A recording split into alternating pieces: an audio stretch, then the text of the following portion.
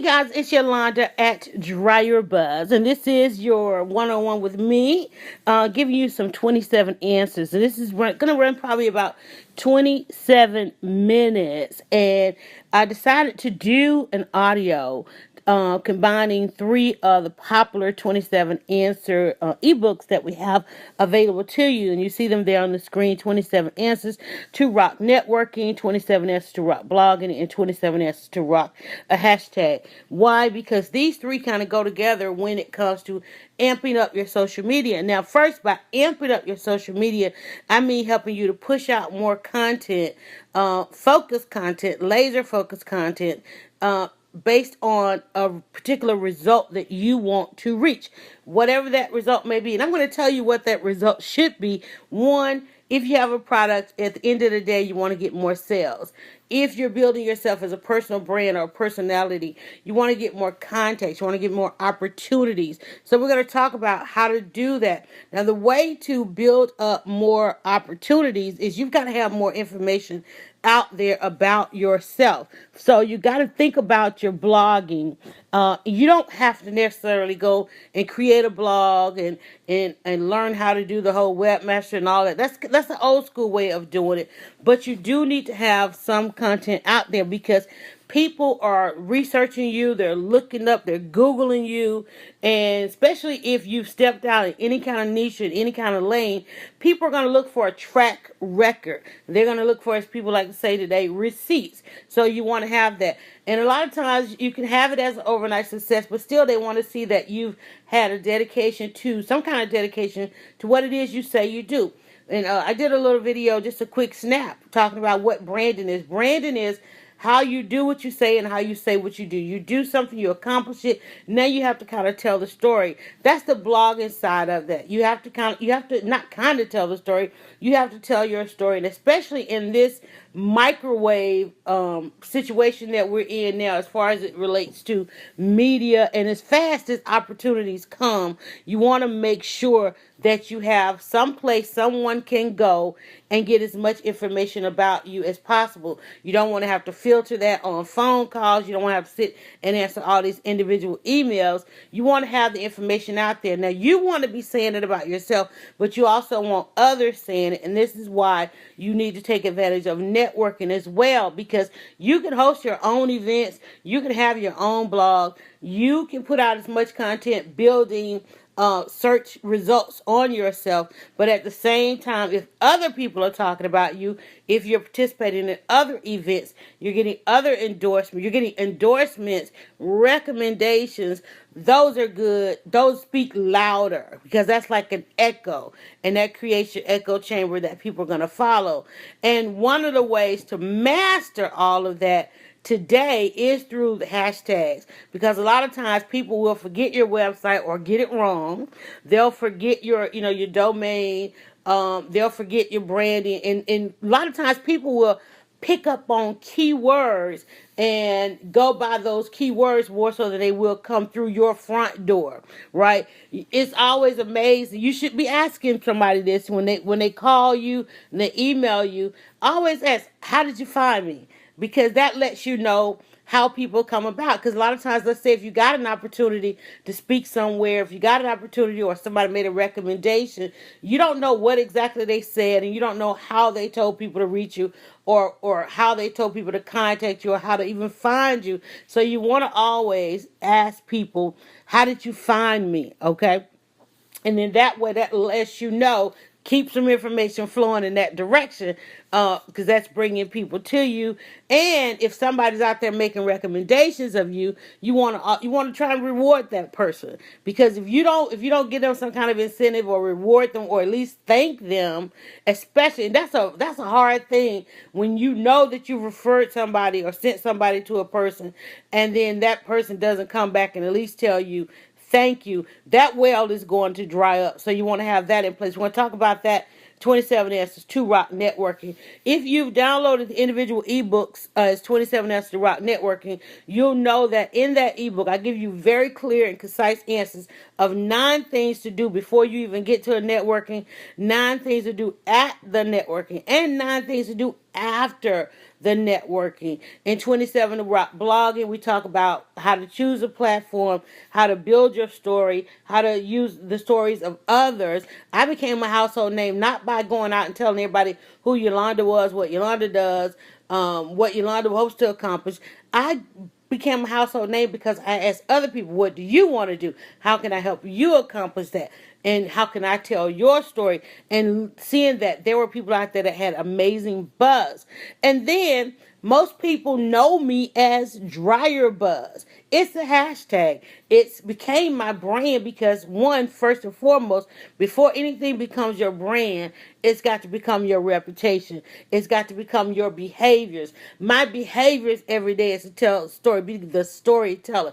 My behaviors every day is to be on top of the narratives. My behavior at the end of the day is to have gotten the messaging right and gotten the messaging out. All of that encompasses DryerBuzz. Before I came along with DryerBuzz, if you went to any search engine and put in DryerBuzz, it was going to talk to you about washers, dryers, laundromats. But now DryerBuzz means entertainment. It means Atlanta. It drives you to me. It drives you to great stories, salons, barbershops. I changed up the narrative. I made that keyword, which later on when hashtags came along, I changed up the narrative and the meaning of what that meant. And same way when you say Googling, go Google me. People know that you mean go search them. Anything that comes along and it becomes a verb, or becomes a most popular of the nouns, then you know that you've truly built a reputation and that becomes your brand. I built a reputation that I would have a discussion about entertainment, that I would make introductions of people that were buzzy, and that I would tell stories and get the stories right. That then became my reputation and so forth, became my brand, and it makes a very successful hashtag. Using a hashtag more so than telling people, one, because you never know, and I'm going to go with 27S Rock 27S Rock hashtag here. Again, you don't know how people find you, so you want to make it easy. You want to leave breadcrumbs. Dropping your hashtag within the context of the content that you're putting out there, that's like leaving these little breadcrumbs. Your hashtag allows a person, no matter what platform they're on, and you don't want to have to worry about, oh, are you on YouTube, or are you on Twitter, or are you on Facebook, or are you on whatever news coming out over the next 5 years.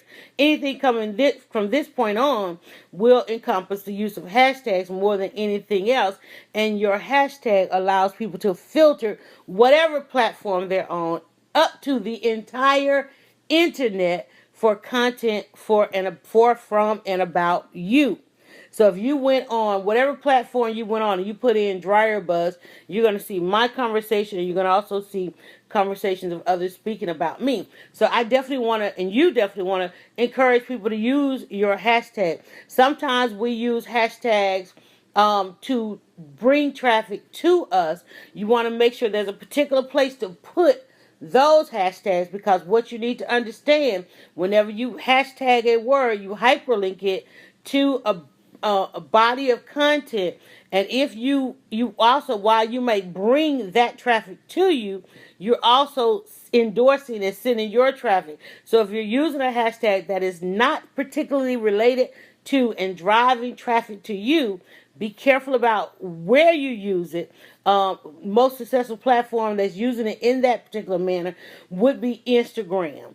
A lot of times people go and they'll put all these hashtags in their description, whereas we know you want to put those in the comments, because at the same time, while it may get more eyes on your post, it's also taking away eyes from your post, because it can send people down a wormhole. So any hashtag you use, you want to make sure that you have a significant number of content on that hashtag, so when you send traffic that direction, they don't get lost and they don't get taken on the wormhole, and most importantly, they don't necessarily get taken to your competition. So be careful about using popular hashtags, especially if it's not something that you've used consistently and your content is there as well. Like, say for instance, if you're posting something and it's the first time you're using it, while that's going to bring traffic from that conversation to you, if somebody that's loyal to you clicks on it, you're going to send me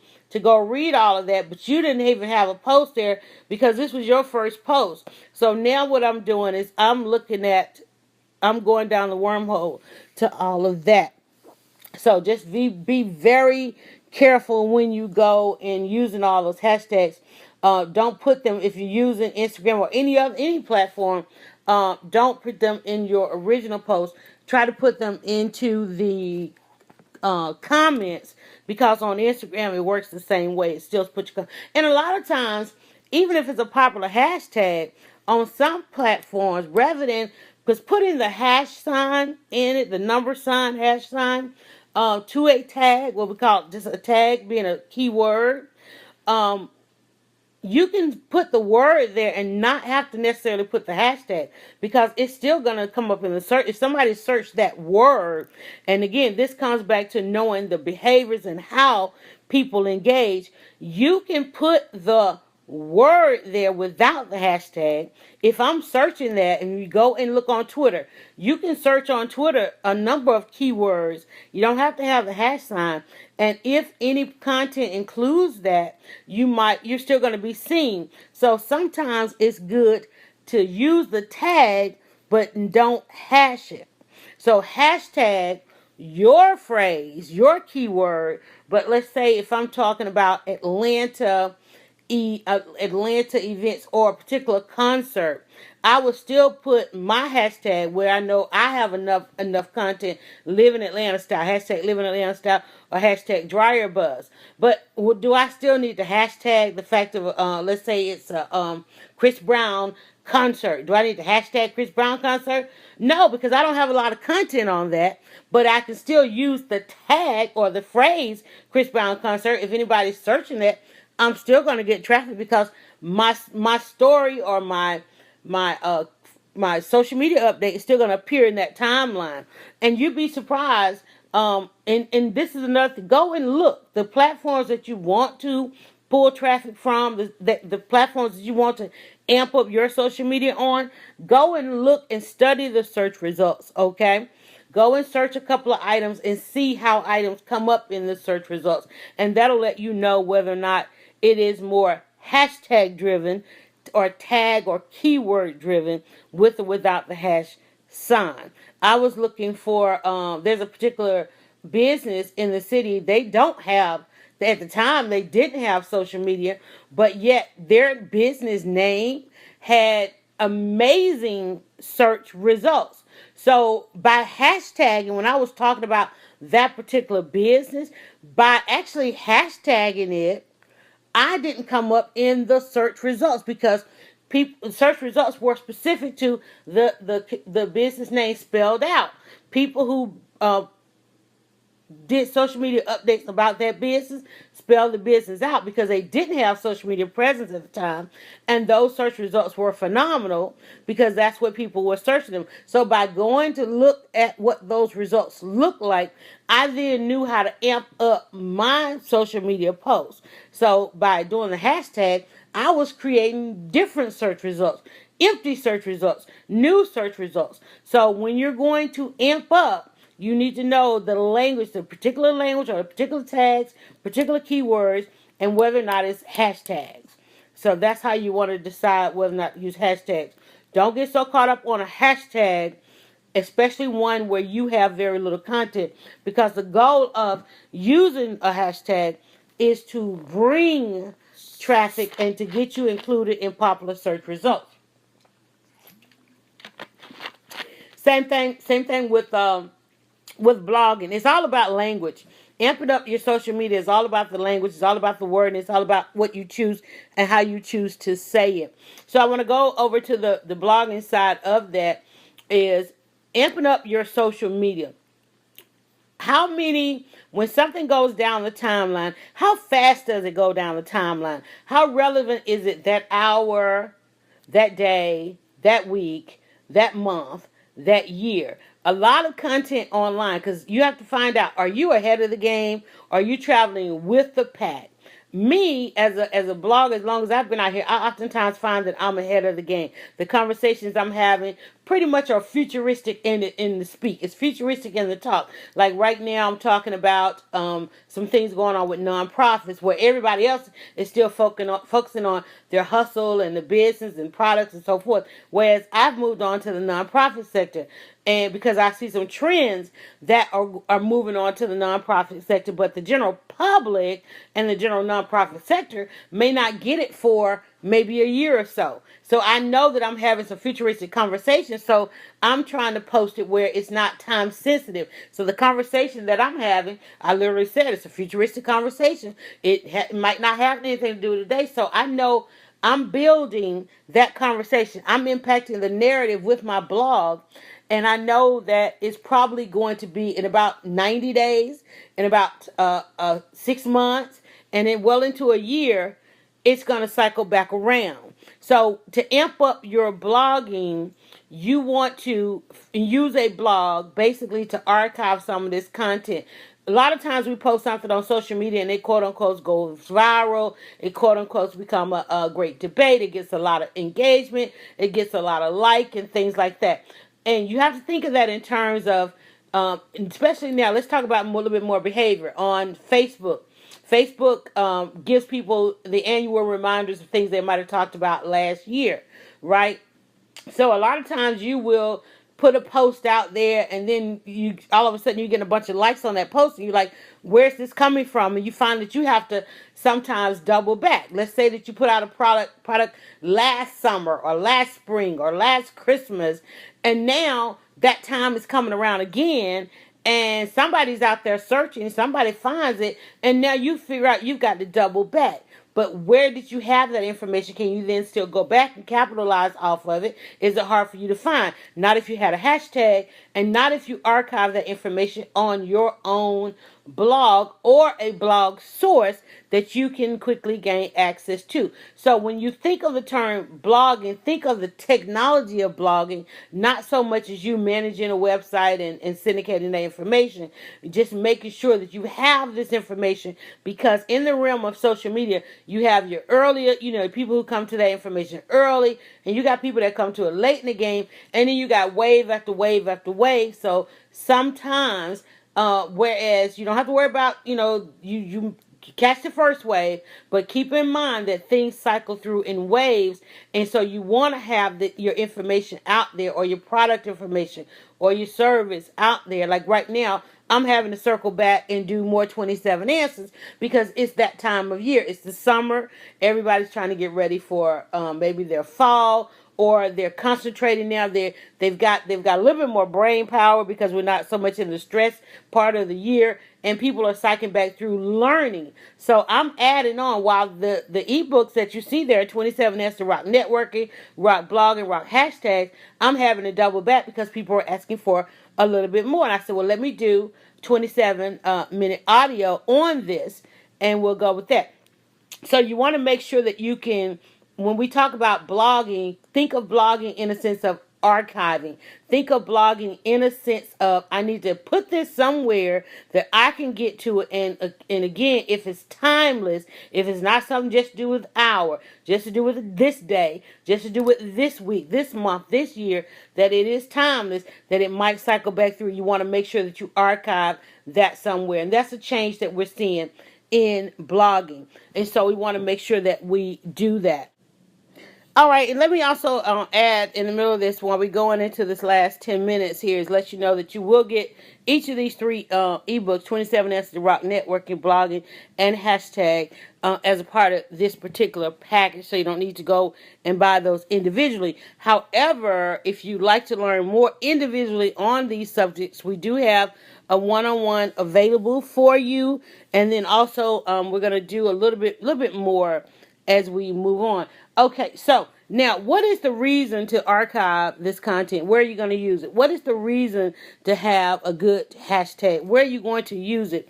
Once you start to build a following, you're going to find yourself needing to network. The reason that you want to do any of this, the reason that you want to amp up social media, the reason that you want to build your reputation, build a brand, is the growth of that is going to cause you to have to network. You're going to find that you're going to need to grow your circle. You can't do business continuously with the same people all the time. You will need to meet the perfect stranger. And depending on your daily bottom line, the goals you want to meet, there's a number of perfect strangers that you need to meet each and every day, each and every week. There are a number of contacts that you need to make. So one of the reasons we try to get you with the right hashtag and of course with the right blogging is because when you meet that perfect stranger, you're not going to have as much time as you love to tell them about yourself, to sell them on your product, to answer their questions. And this is the real part about having the blog and having hashtags, because in that content, you can answer the questions that you will get asked over and over, forever and ever. And so by having those things in place, when you're out networking, having something to drive people to is so important. When you meet that perfect stranger, a lot of times you might have an idea. You say, okay, I'm going to get dressed and I'm going to go to network and this is going to be my pitch for the night, right? And then somebody comes up and they have they've seen you do something else. They've seen you another place, or they heard you do this, or they heard you do that, and you intended to talk one thing. Well, if that's what you intended to talk, that's what you're prepared to talk about. But here comes a person that's got another question. You want to be able to send them to the website. You got to learn to control the conversation. You got to learn to answer. Sometimes, especially, people will try to pick your brain anywhere. You got to learn how to answer questions with questions so that you get enough information, because there's the worst thing about networking is starting off a relationship and not understanding where it's supposed to go. Was that person just want to go have coffee? Is that person a potential customer of mine? Am I selling them? Are they selling me? Or am I marketing to them? Are they marketing to me?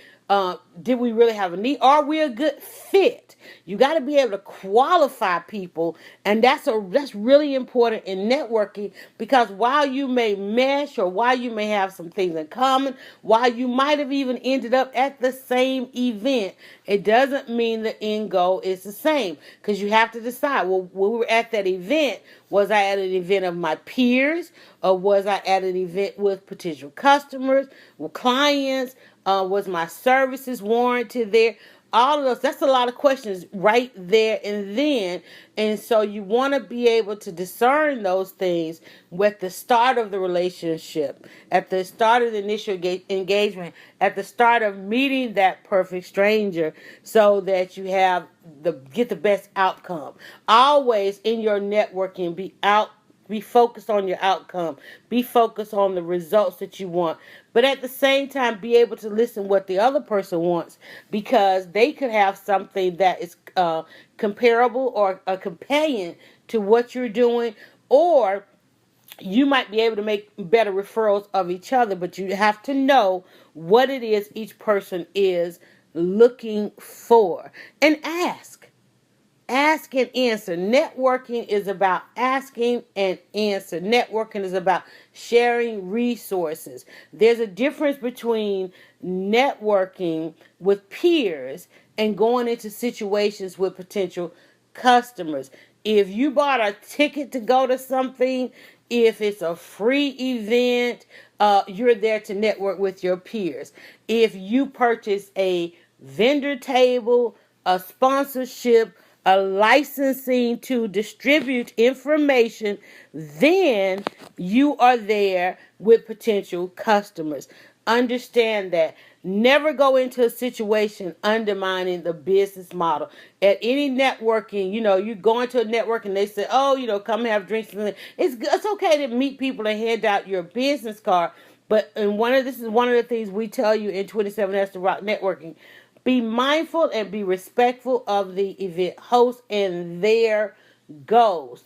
Don't undermine the situation. Never go into a situation undermining the business model. You're not going to get good results from that. You're not going to get good clients from that. You're not going to get good business from that. You're not going to get business you're not going to find lifetime customers in that, because you always want to start off networking with the right goals and the right outcomes in mind and in the right situations.